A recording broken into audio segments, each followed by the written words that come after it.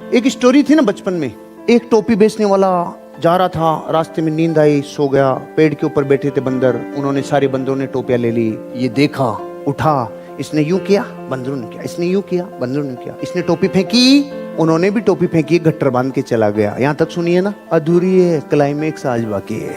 100 साल बाद उसका पोता, वो भी टोपियां बेचता था, दूर जा रहा था, रास्ते में नींद आने के लिए, वापस रेस्ट करने के लिए, और बैठ गया एक जगह पर और लेट गया। पेड़ के ऊपर बंदर थे।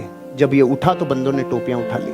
बंदरों ने जब टोपियां उठा ली तो इसको दादा याद आया, इसने यूं किया, बंदरों ने भी यूं किया, इसने यूं किया, बंदरों ने भी यूं किया, इसने टोपी फेंकी, उन्होंने नहीं फेंकी। तो इन्होंने पूछा, तुमने क्यों नहीं फेंकी? कि हमारे भी दादा था।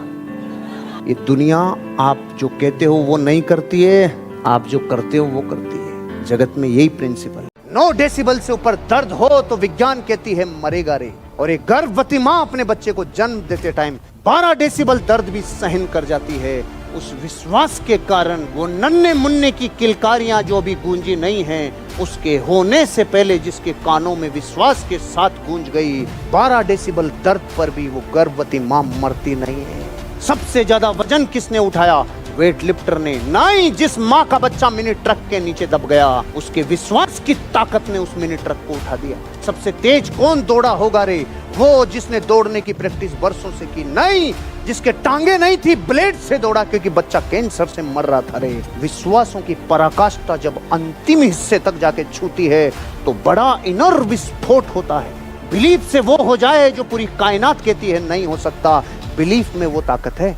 परिस्थितियां नौकरी भी करवा सकती है, परिस्थितियां दुकान खुलवा सकती है, परिस्थितियां कुछ भी करवाए, वो चीजें बुरी नहीं है, वो काम बुरे नहीं है। सोच अगर घटिया रह गई, सारा खेल सोच का है। आपको अपनी सोच को इंक्रीज करना होगा।